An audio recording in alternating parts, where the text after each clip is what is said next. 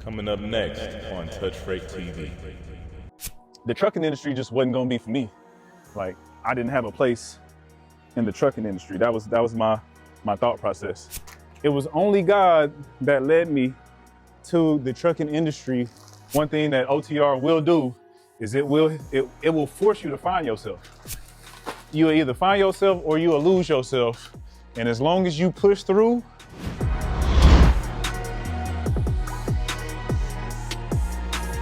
what's going on, TFT family? Thank y'all for tuning in for another video. This is officially the first video of 2025.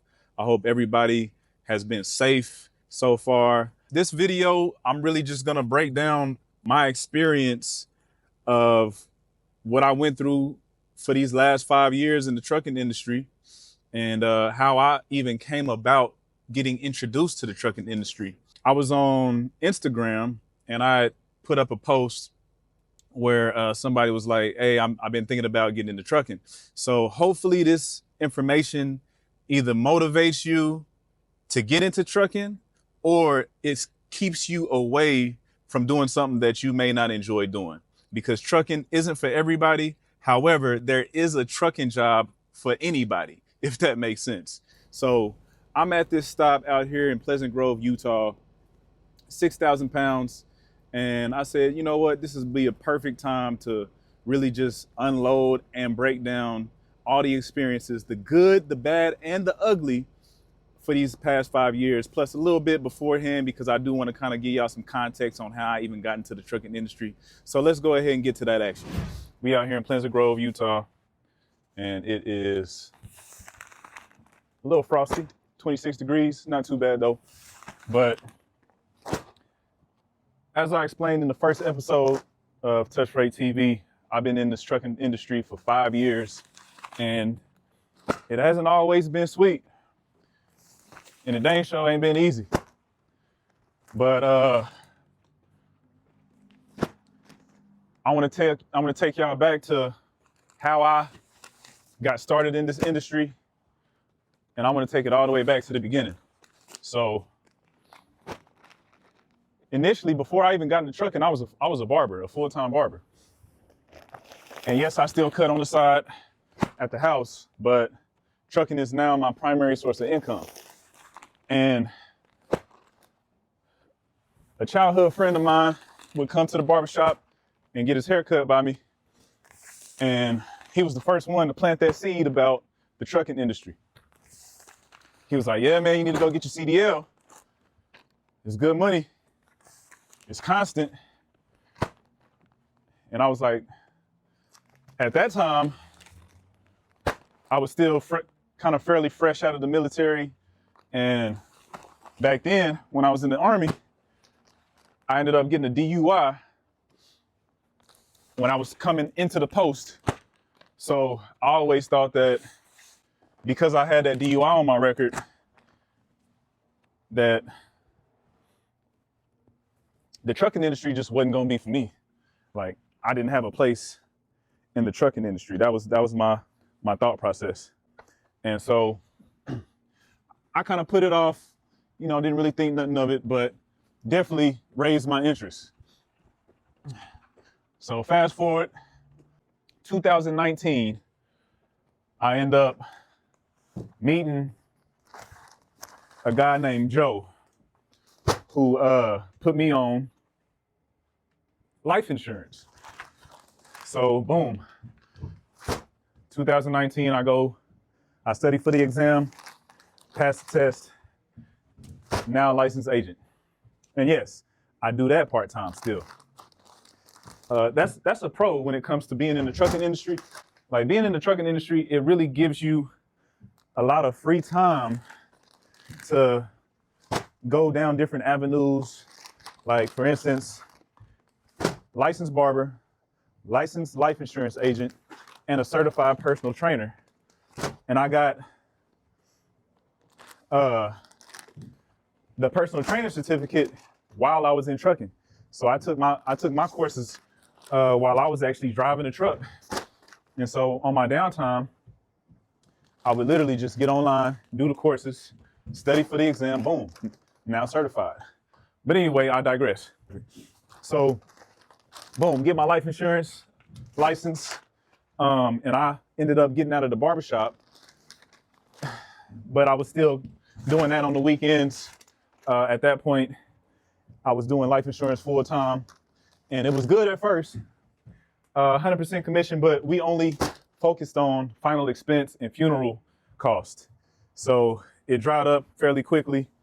Fast forward, at the end of my run with that company in the life insurance industry, I ended up going to Durant, Oklahoma.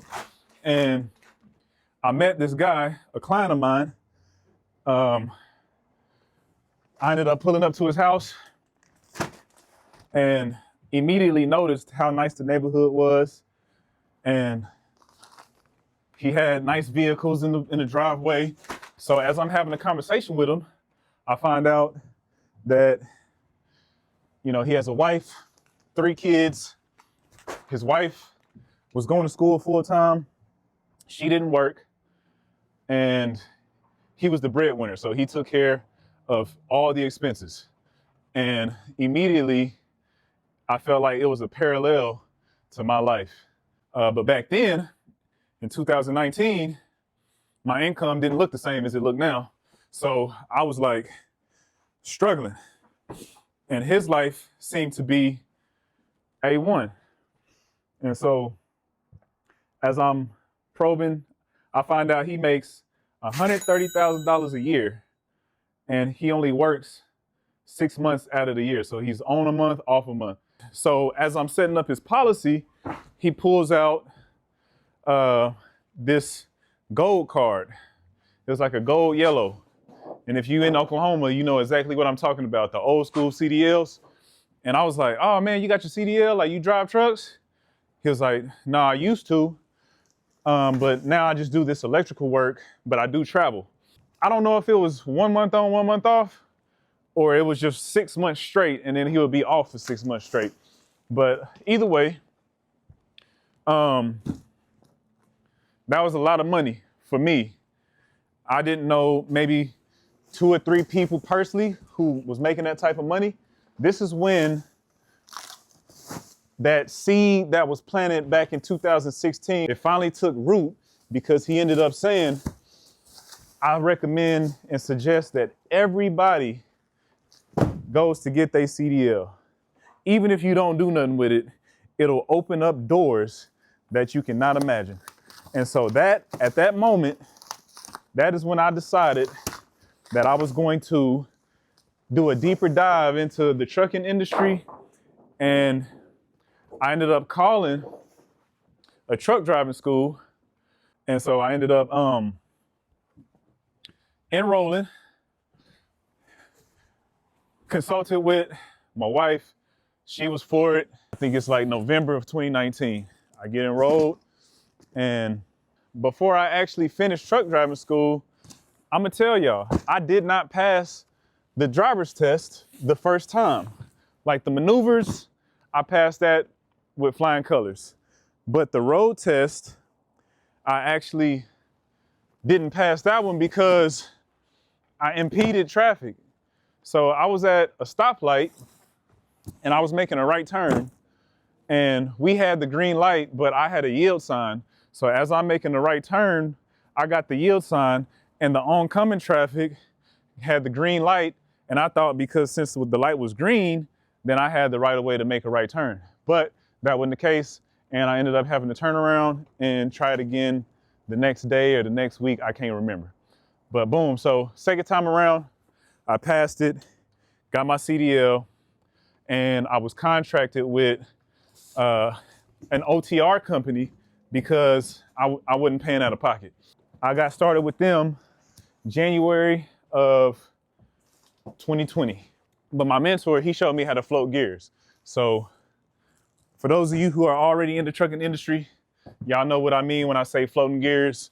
But for those who don't know, floating gears is basically being able to shift gears on a manual transmission without using the clutch.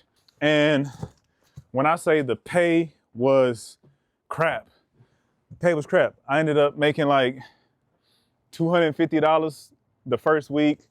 and then maybe like 350 the next week. I was eager to get out on the road by myself. So, you know, I was just like trying to drive as much as possible. Like, hey, you know, I'm not the type to play no games. I'm not gonna oversleep. He could tell that I had a good handle on things, my mentor. And so we ended up on the last week of my training, we ended up going team. And I do want to explain that going team during training is not normal. Like, he had to get approval from the company. Now back to the story. I got the green light to go ahead and get released, get my own truck. I got my own truck and I was rolling. Now, I do want to pause before I go on to the next chapter of my career when it comes to trucking and say that OTR is not for everybody. I started off OTR, I did it for 7 months, and you know, I truly believe that when you're young and you don't have a family and you ain't got no kids, then OTR is so much easier.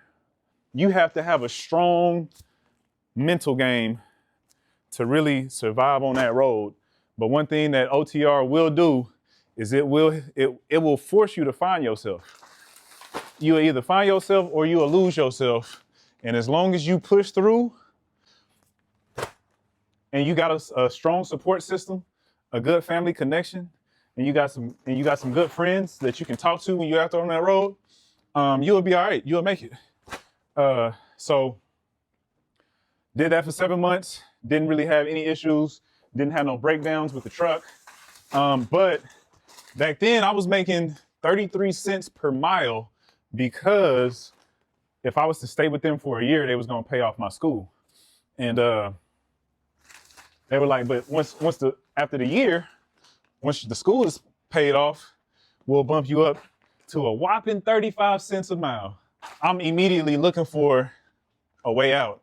I'm like, man, I'm not really making no money, but I had already decided that I was locked in. So yeah, I might move companies, but I'm staying in the truck. And so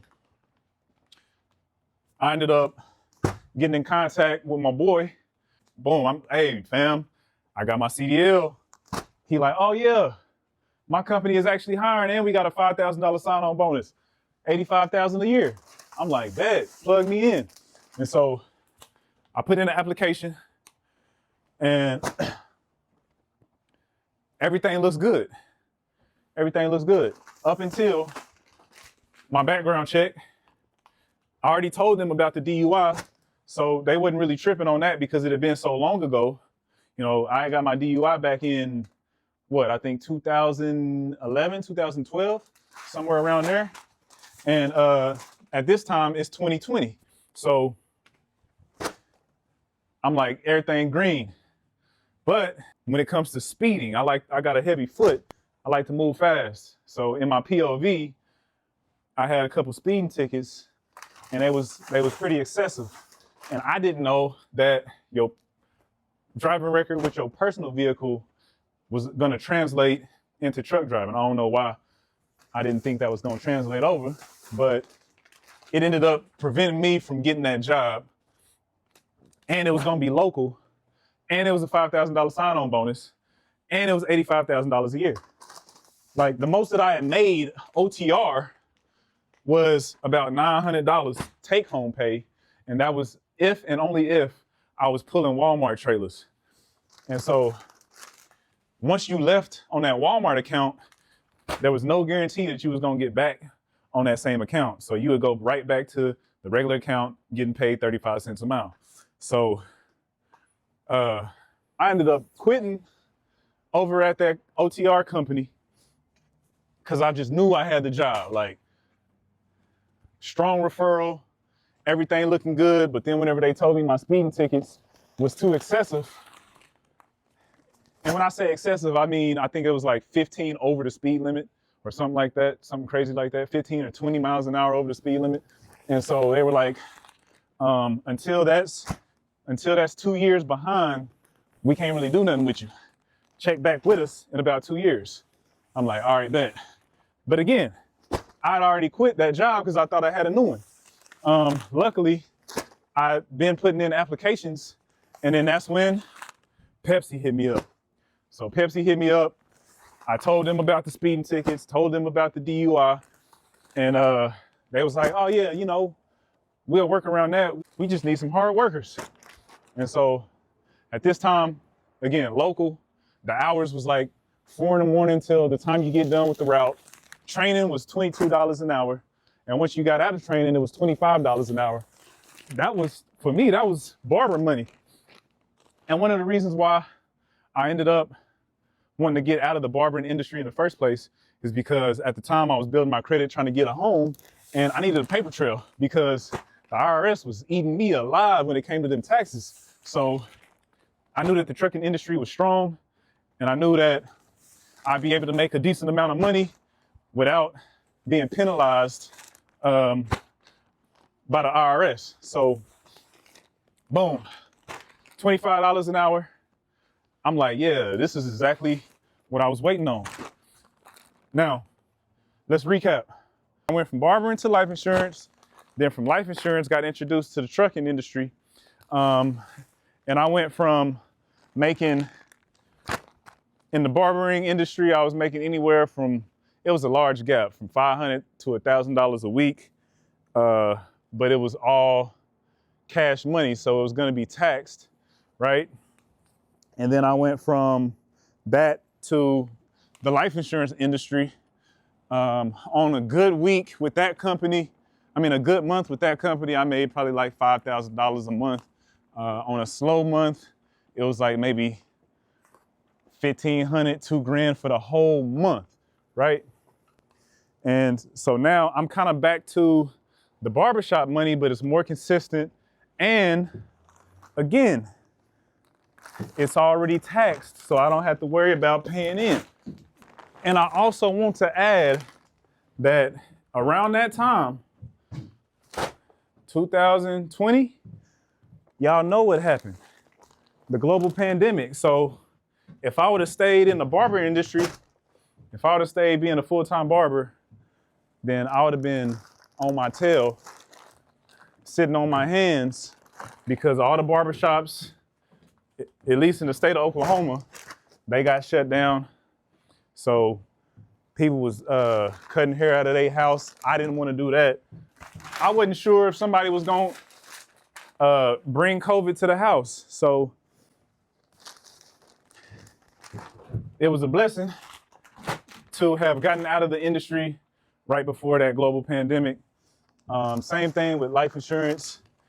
I kept in contact with one of my mentors at the time, and he was basically explaining that people were afraid to let them agents in the house. And this was before everything went virtual.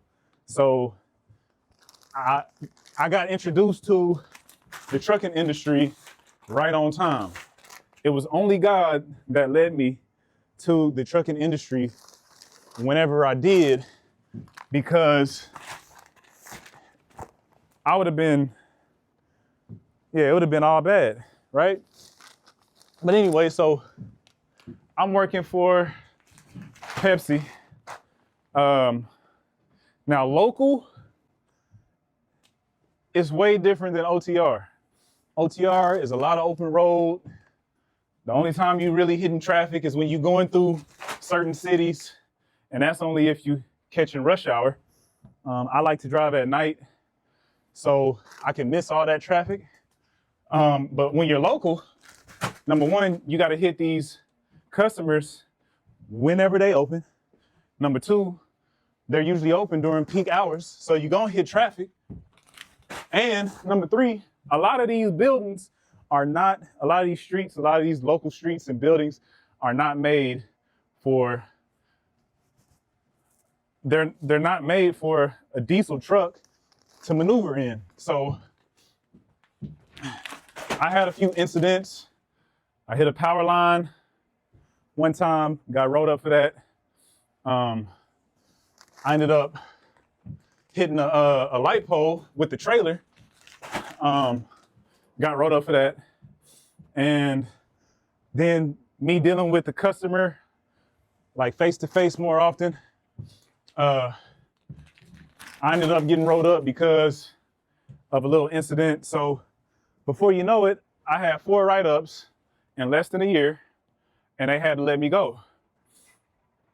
Luckily, I've been investing in my 401k, and so when you invest in the 401k and you leave a company, you have access to that, and you can either cash it out, pay your taxes, pay your penalty, or you can roll it over. I ended up paying my taxes, paying my penalty, and cashed it out. Came right on time. I ended up putting an application, or no, I put my resume in on Indeed, and literally a week later, after I got let go, I get a phone call from this flatbed company. And again, it was local / regional. I was running day cab, but I would go to like the surrounding states, but I'd always be home the same day. But yeah, so I was hitting the surrounding states. Like, so I'm in Oklahoma, so I would go to Texas a lot, Arkansas a lot, go to Kansas City, Missouri. I was just kind of in Kansas. And so I did that for quite a while. And the good thing about that company is they produce their own product. So it was always work available. And then if they didn't actually have a route for me, then they would just put me on a forklift, but I wouldn't get paid any different. So the pay was flat across the board. So I didn't take no pay cut, nor did I get a pay increase moving companies. But with that flatbed company as well, I didn't have to tarp nothing. And so, I mean, it was cake. I was one of the senior drivers because it was a new division. But yeah, it was cake. So stayed there for a little bit.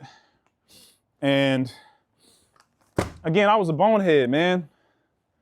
I ended up using the corporate card for like personal stuff. They caught on, and then they let me go. It was kind of messed up because me and my wife, we was in the process of closing on our first home. And so when I got let go, I thought I was gonna lose the house. But luckily, I had been in the trucking industry for over 2 years that my lending agent just told me all I needed to do was find another position that was either paying the same or paying more. So I ended up putting my resume out there again. And the very next day, I get a phone call from a reefer company. And I literally only got that job so that I could close on the house. Stayed there. It was regional, so I was 10 days out, and then 2 to 3 days home, 10 days out, 3 days home. And I stayed there just long enough to close on the house. As soon as I closed on the crib, I was out. I did Uber for a few months and fell behind quick, right? Now, I forgot that I had put in for this one position that was given a $10,000 sign-on bonus, and they was paying about $85,000 a year annually. So 10,000 sign-on, 85,000 a year, and I was gonna be home every weekend. So I was already gonna be, so that was 3 bonuses in a row. Sign on, more money, and home more often. Because I went from OTR, and then I did local for a while, but that was some hard labor outside of the flatbed job. And then I did the regional. So now I'm making the most money I ever made, and I'm home every single weekend. You can't beat it. That has been my experience with the trucking industry. Like I said, it ain't been sweet, but all the stuff that I went through, all the mistakes that I made, all the bad decisions that I chose to do, and I still was blessed to be able to have a 6-figure job, home every weekend, and I'm able to provide for the family. So hopefully this motivates or helps somebody. If you on the fence about getting into transportation, I want y'all to know one thing. You're going to need to decide that this is the route that you're going to take. And then once you make that decision, no more excuses, and don't allow yourself a way out. You eat dirt until you get to whatever goal that you was trying to reach. You get to whatever accomplishment you was trying to get to. Whatever your desired outcome and your desired reality is, you stay in the industry until you obtain that goal. Because it doesn't matter what industry you're in, consistency will always outweigh whatever field it is. I know a lot of people are now in different industries making six figures because they've been in for 5, 10, 15 years. It's really just all about being a good person, believing that the Most High is going to look out for you, having and building that strong relationship with Him, and treating people right, being honest, you know, like that's really what it's all about. Again, I made mistakes on the way. Just know that the roadmap to the top is simple, but it ain't easy. And I'd rather work hard to get to the top because the bottom is way too crowded. Y'all have a blessed day.